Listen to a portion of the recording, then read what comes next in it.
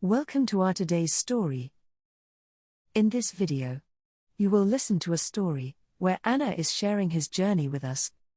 The courage to begin again. Let's start. Anna sat on her small balcony, watching the city lights flicker in the distance. A cool breeze touched her face, but inside, she felt nothing but heaviness. At 45 years old, she felt stuck, as if life had passed her by while she was too afraid to chase her dreams. Since she was a child, she had loved baking. The smell of fresh bread, the warmth of the oven, the joy of creating something delicious, it all made her happy. But happiness wasn't enough to build a career. Or at least, that's what she had told herself for years. Instead of following her passion, she had taken a safe job as an office assistant. Every day felt the same, answering calls, typing reports, filing papers. It paid the bills, but it didn't bring her joy. One evening, as she scrolled through her phone, she came across an article about a woman who became a doctor at 50. Anna read every word carefully. The woman had faced doubts and struggles, but she had kept going. When Anna finished reading, she felt a tiny spark inside her, something she hadn't felt in years. The next morning, she walked past a small bakery on her way to work. She had passed it hundreds of times before, but today, she stopped. Through the glass window, she saw an older woman kneading dough, her hands moving with experience and care. Taking a deep breath, Anna pushed the door open. The warm scent of cinnamon and fresh bread wrapped around her like a comforting hug. The woman behind the counter looked up and smiled. Good morning. What can I get for you? Anna hesitated, then said, Actually, I was wondering, how did you start this bakery? The woman's eyes lit up. Ah, that's a story. Sit down, dear. She wiped her hands on her apron and joined Anna at a small wooden table. I was 50 when I opened this place. She began. Before that, I worked as a nurse. But I always loved baking.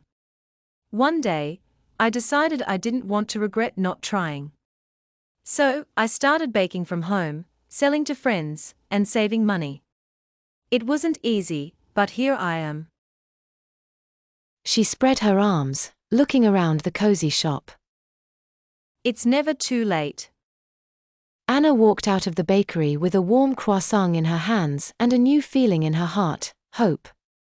That night, she opened an old notebook and wrote down recipes she had loved since childhood. The next day, she bought flour, sugar, butter, and eggs.